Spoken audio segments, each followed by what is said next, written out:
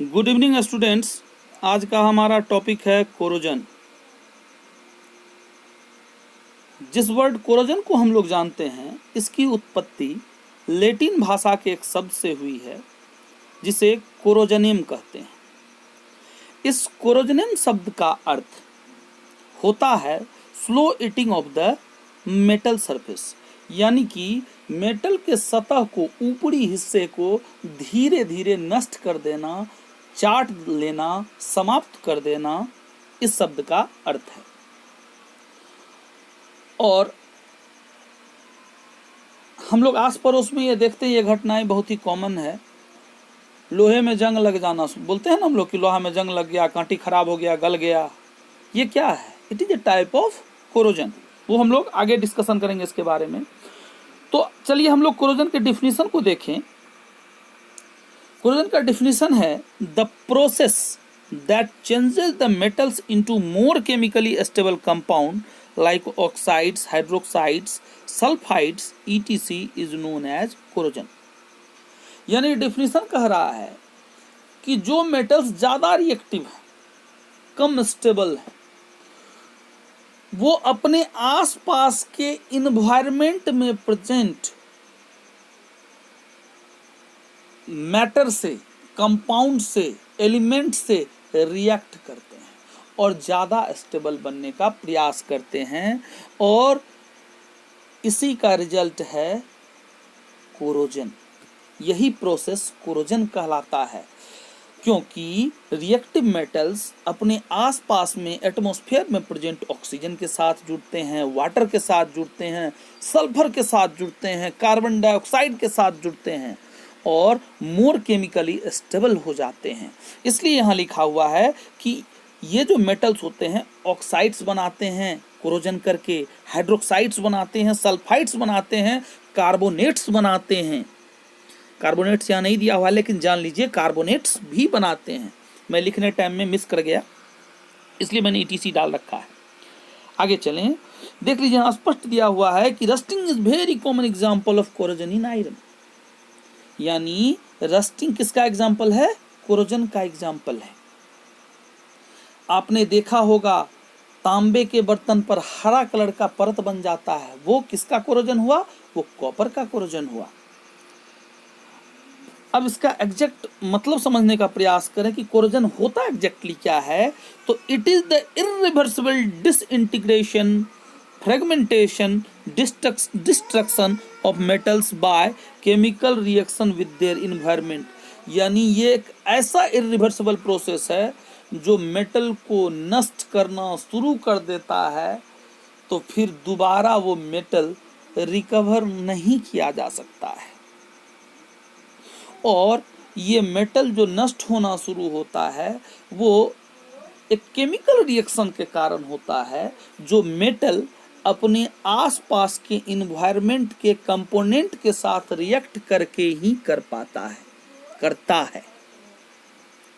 और मेटल्स के सरफेस पर ही कोरोजन स्टार्ट होगा। जैसे सरफेस कांटेक्ट में एटमॉस्फेयर के कोरोड होकर के वो खत्म हुआ, फिर नीचे वाले लेयर का कोरोजन होना शुरू होगा, फिर वो झर के गिरा, फिर उसके नीचे वाले। तो जो एक्सपोज्ड सरफेस होता है मेटल का, वो कोरोजन में पार्टिसिपेट करता है। अब सवाल ये उठता है कि कोरोजन का काउज क्या है? कोरोजन का काउज क्या है? तो कोरोजन का काउज है presence of air, moisture and gases like SO2 and CO2 near the metal. जो एटमॉस्फेयर में मॉइस्चर है तो वाटर होगा ही। एटमॉस्फेयर में कई सारे गैसेस हैं, ऑक्सीजन है, सल्फर डाइऑक्साइड है, कार्बन डाइऑक्साइड है। ये सारे मॉइस्चर के प्रेजेंस में मेटल से रिएक्ट करते हैं। यानी एक फैक्टर हो गया हमारा एटमॉस्फेयर और एटमॉस्फेयर के गैसेस। दूसरा, जो मेटल्स के साथ इम्प्यूरिटीज है, इम्प्यूरिटीज अगर कोई चार्ज पार्टिकल वाला इम्प्यूरिटीज होगा तो वो तो और जल्दी रिएक्ट करेगा एटमॉस्फेरिक कंपोनेंट से। और एटमॉस्फेरिक स्पीसीज से जब वो रिएक्ट करेगा तो भाई फिर तो कोरोजन होना ही होना है।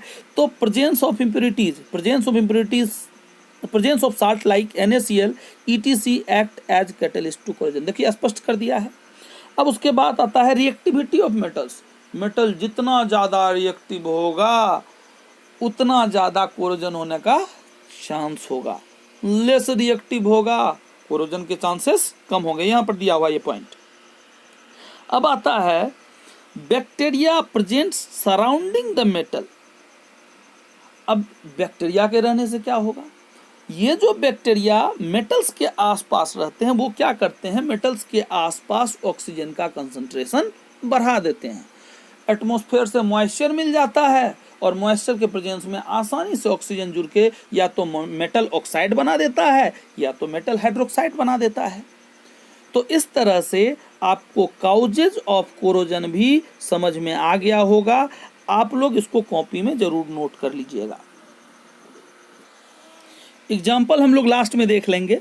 अब देखते हैं कि इस कोरोजन से मेटल को बचाया कैसे जाए।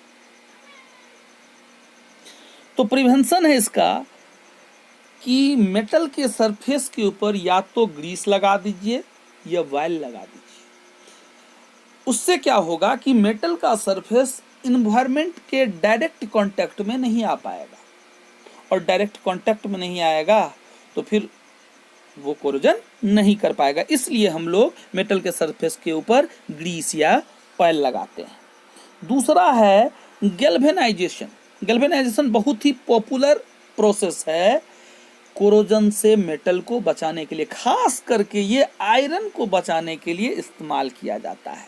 इसमें हम लोग क्या करते हैं कि जो आयरन का बॉडी रॉड सीट हमारे पास होता है, उस रॉड को, उस सीट को मोल्टेन स्टेट में प्रेजेंट रखा हुआ जिंक में डुबा दिया जाता है, और जिंक की जब कोटिंग आयरन के ऊपर पड़ जाती है तो फिर उसका रस्टिंग, उसका कोरोजन नहीं हो पाता है।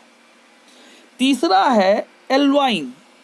एल्वाइंग मतलब एल्वाय बनाने का प्रोसेस। अब ये एल्वाय क्या है, जब दो या दो से अधिक मेटल्स या नॉन मेटल्स को आपस में मिलाया जाता है तो इससे एक नया मटेरियल तैयार होता है, उसे हम लोग एल्वाय कहते हैं। जैसे स्टील, जैसे ब्रोंज, जैसे हम लोग के घर में होता है ना कांसा, पीतल, ब्रास, ये सब क्या है, ये सब एल्वाय है। एल्वाय बनाने का पर्पस होता है कि जनरली इनमें रस्टिंग, कोरोजन नहीं देखने को मिलता है। और एक है इलेक्ट्रोप्लेटिंग, ये हम लोग मेटल्स और नॉन मेटल्स में पढ़ेंगे। अब इसके बाद हम लोग लास्ट में एग्जाम्पल देखते हैं। एग्जाम्पल से पहले मैं आप लोगों के सामने एक लिस्ट दिखाना चाहूँगा। इस लिस्ट में बताया गया है कि जो ज़्यादा रिएक्टिव हैं उनमें कोरोजन होने के चांसेस ज़्यादा होते हैं, जो लेस रिएक्टिव होते हैं उनमें कोरोजन होने के चांसेस बहुत ही कम होते हैं। यहाँ आप देख सकते हैं कि ब्रास से ऊपर cast iron, mild steel, aluminium, zinc, magnesium, इनमें कोरोजन का बहुत ज़्यादा चांसेस होता है। हाँ, ये अलग बात है कि कोरोजन से कुछ मेटल्स बहुत ही जल्दी डिस्ट्रॉय हो जाते हैं, कुछ मेटल्स बहुत दिनों के बाद डिस्ट्रॉय हो पाते हैं। उसके बाद है आपका कि इस पीले वाले की तरफ देखें, brass, copper, stainless steel, silver, gold, platinum, इन सबों में कोरोजन का प्रोसेस बहुत ही कम होता है। प्लेटिनम में तो बहुत ही कम होता है। चलिए, थैंक यू। ये हमारा कोरोजन फ्री वाला हिस्सा है जो ब्राउन कलर का दिख रहा है। इसका सिंपली फॉर्मूला क्या होगा, कॉपर है ये। लेकिन ये जो हमारा कोरोजन वाला हिस्सा है जो हरा कलर का दिख रहा है, ये कॉपर हाइड्रोक्साइड होता है। ये क्या होता है, कॉपर हाइड्रोक्साइड।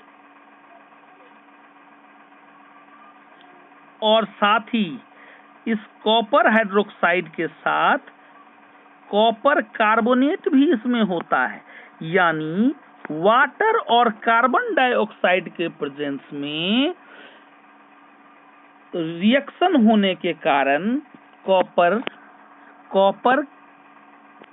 हाइड्रोक्साइड और कॉपर कार्बोनेट में बदल जाता है। जैसे मैं आपको यहाँ दिखाऊं कि ये रहा हमारा कॉपर, इसका रिएक्शन हुआ वाटर के साथ, इसका रिएक्शन हुआ कार्बन डाइऑक्साइड के साथ, तो ये कंपाउंड बनाएगा CuOH whole 2 into CO3। ये रहा कॉपर कार्बोनेट, ये रहा कॉपर हाइड्रोक्साइड, तो इसका नाम क्या हो जाएगा? Copper hydroxide. Copper hydroxide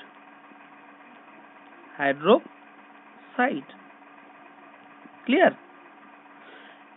copper hydroxide, copper carbonate, copper hydroxide, copper carbonate. पूरा क्लियर है आप लोगों को? Thank you. अब मैं दूसरा एग्जांपल लूंगा सिल्वर का। ये आप देख रहे हैं व्हाइट कलर का, ये हमारा प्योर सिल्वर है। अब सिल्वर जब एटमॉस्फेयर से रिएक्ट किया तो वो बनाता है काला कलर का एक लेयर, अपने ऊपर बना लेता है। ये कोरोजन के कारण बनता है। ये काला कलर का जो लेयर है, इसका अगर मॉलिक्यूलर फॉर्मूला देखें तो वो होता है AgS, यानी ये सिल्वर सल्फाइड है। ये काला कलर का देख रहे हैं ना, काला कलर का हो गया आफ्टर टर्निश, ये पुराना हो गया, इस पर कोरोजन हो गया, इसलिए। वैसे सिल्वर बहुत ही कम रिएक्टिव होता है, इसलिए ये गुंजाइश बहुत कम होती है और ये प्रोसेस बहुत धीमा होता है, जबकि आयरन में बहुत ही जल्दी होता है। अब हम लोग आयरन का एग्जांपल लेते हैं। ये हमारा आयरन है सिंपल, जो रस्ट फ्री है, और इस हिस्से में देख रहे हैं आप रस्ट लग चुका है। ये वाला हिस्सा, इसमें रस्ट लग चुका है। और रस्ट क्यों लगता है? क्योंकि एटमॉस्फेयर में जो वाटर रहता है, ऑक्सीजन रहता है, उसके प्रेजेंस में रिएक्ट करता है, तो ये कंपाउंड बनाता है Fe2O3। और यहाँ पर ये याद रखना जरूरी, मॉइस्चर के प्रेजेंस में बनाता है, तो मॉइस्चर में H2O X हमने इसलिए दिया है क्योंकि वाटर का मॉलिक्यूल कुछ भी हो सकता है, ज्यादा मॉइस्चर भी हो सकता है, कम भी हो सकता है। तो ये हमारे रस्ट का फॉर्मूला है। ये किसका फॉर्मूला है?